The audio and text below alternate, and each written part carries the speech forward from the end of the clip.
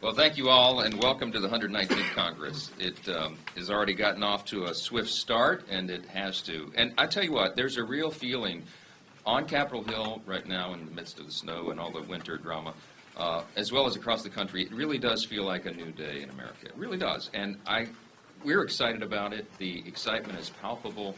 Our members are ready to get to work, and we already are. We have hit the ground running, as we promised everyone we would on that campaign trail, because we have to fix everything, and it begins today. On Friday, we passed our rules package, as you all know, and that included 12 policy measures that prove to the people that House Republicans are serious about this, delivering on our promises. You'll see instant measures right out of the gates here to secure the border, unleash American energy, protect American elections, and return to common sense, which will be a primary theme of the new year for all of us. On Saturday and Sunday, we took all the House Republicans for workshops and lengthy retreats. We spent all day, both of those days, meeting and having important discussions about our policy agenda and what will happen over the next several months.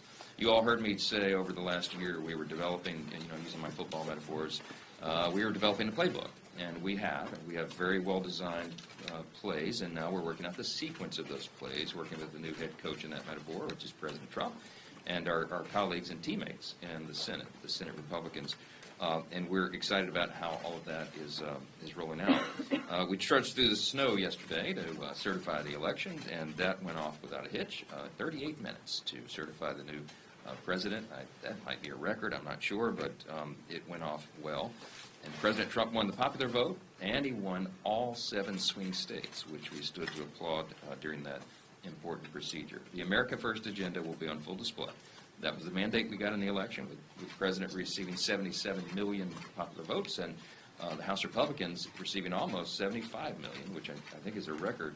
We won the popular vote as well. And we know that message has been heard here loud and clear. As promised, we're starting today with border security.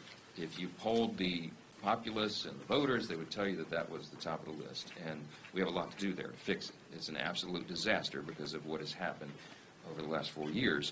And the Laken Riley Act is a big part of that. You know her story. It was last February, a 22-year-old student, reminds us, many of us, of our own children, out for a jog. A vicious killer tragically murders her. And that killer entered the country illegally with Joe Biden's open border and took the life of a beloved daughter and sister and friend. The only thing President Biden did after Laken's tragic death was apologize for calling her murderer and illegal. That's outrageous. We all know the real victim here is young Laken.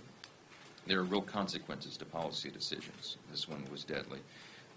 It was reminiscent of what the tragic story that Addison shared about his little brother, and we all feel that acutely. This is a story that's repeated across the country to so many countless American families, and it must come to an end, and it will. And we'll begin with legislation like the Laken Riley Act today. When we brought this bill forward last Congress, it's shockingly, amazingly to me, 170 House Democrats voted against that legislation. We're going to detain and deport illegal aliens who commit burglary, theft, larceny, shoplifting, and certainly vicious and violent crimes, and I can't believe anybody would be opposed to that.